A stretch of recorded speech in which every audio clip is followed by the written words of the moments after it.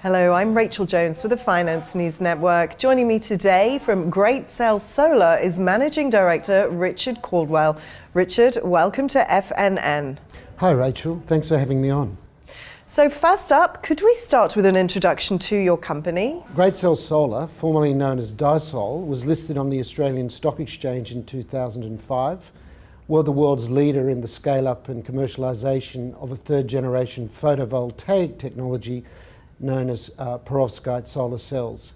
And we're firmly engaged at the moment in a commercialisation schedule where we seek to commercialise the technology by 2019. Excellent. Now to your technology. Can you give us an update on the perovskite in research and development? Certainly. Third generation PV builds on the benefits and advantages of the first and second generation technologies. So first generation, or the incumbent technology, is what we describe as silicon PV, and the second generation is what is typically referred to as either CIGS or cadmium telluride. But the third generation seeks to build on both of those by being cheaper and more versatile to address what is the burgeoning market for PV in the global marketplace. Last year it was estimated to be $100 million and it's growing very, very quickly. Can you tell me about the major area demonstration project? Certainly. This is a project that we consider to be a company making project. We affectionately refer it to as the MAD project. We're collaborating with the CSIRO here in Australia. It's a $17 million project where we seek to make a major area demonstration prototype for demonstration, showcasing and accreditation. And this is a major de-risking exercise prior to commercialisation of the technology. Now to your first half 2018 results. What were the highlights?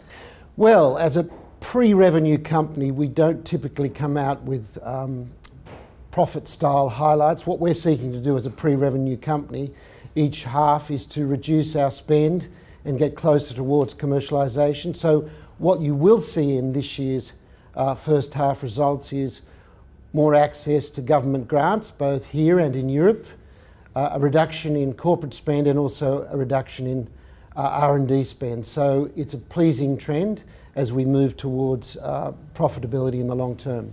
And Richard, energy policy is never far from the headlines. What does this mean for Greatcell Solar? Well, energy policy in Australia has a long way to go. There's still a very big hole in terms of well-considered long-term vision for the transition from fossil fuels towards a more balanced mix of energy sources. And it really does need to become further depoliticised and a lot of the policy work outsourced so we can have a long-term vision rather than what appears to happen most of the time is policy made on the run. So there's a long way to go. There's a role, I think, for the universities to start to provide a lot of data so that the long-term policy is based on intelligent research. Last question, Richard. What can investors expect in the terms of news flow over the next quarter and further out? Well, I think the MAD project is a platform for enormous progress for the company because it's a significant de-risking exercise. As I say, it brings together world-class partners in CSR, CSIRO and also VDL Emerging Technologies from Europe. So that'll be exciting, mapping that progress as we go from establishment of the facility to commissioning and then accreditation. But beyond that, we have some interesting commercialisation projects here in Australia and also in Turkey and potentially in China. So over the next quarter and out, perhaps in the next 12 months, there's a lot of technology to report on and also potential commercialisation opportunities to inform the market about. Richard Caldwell, thank you very much for the update. Thanks, Rachel, and thanks for having me on.